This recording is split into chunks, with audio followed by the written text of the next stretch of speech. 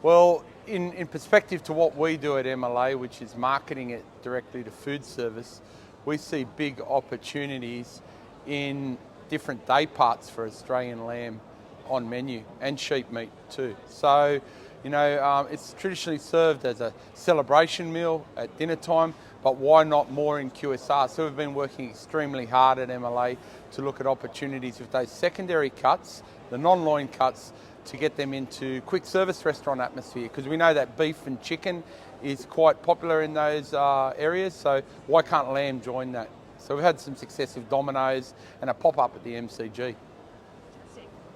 Well, the challenges are carcass sizes too, because what we see is that chefs all want different carcasses. So if you look at lambs that go on the spit, they like a smaller carcass, but if you see commercial caterers, they want a bigger carcass because they get more meat yield when they're slow cooking in the big combi ovens. So the producer's trying to meet the best of both worlds to the customer's demand, and we see that as a challenge sometimes in food service. But that's what we're here for at MLA, to look at opportunities to make the chef have success with sheep meat and oversee those challenges. Yep.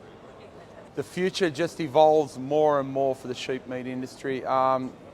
Just back 10 years ago, you went on menu and you saw the 3-point rack on at a formal function, and you saw the roast leg of lamb where you have in the weekend, and maybe your 4-quarter chops, your chump chops, and your lamb loin chops.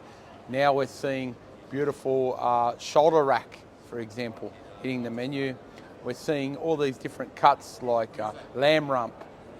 The shank has evolved. We've seen the ribs now, the lamb ribs hitting menus. What the chefs and the butchers are now doing is evolving that animal and breaking it down more and more and looking at solutions to return value for our sheep producers. So plenty of opportunity. It's come heaps far in 10 years. Let's see what happens in the next 10. So innovations, I kind of work on the other end of the supply chain, but I think the innovations are the brand story.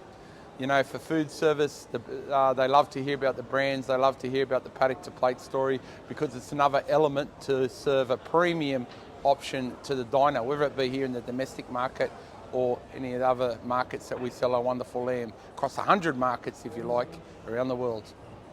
Well, what I'd like people to understand is that not only have we got beautiful lamb, but hogget and mutton taste great too. We see sometimes people ask questions about those cuts, but they're sweet, they're beautiful. Bigger loin cuts, which are fantastic too, that are easy to cook and that have more yield. So let's just open it up, not only with beautiful lamb, but let's look at those other species as well. When the sheep gets older, and let's look for homes for them in commercial food service and with the consumer as well.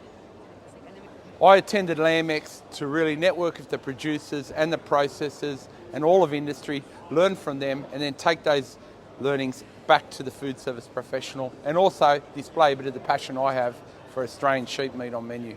When I think of Auctions Plus, I think of great people, I think of good networking, and I love those blue caps that you got.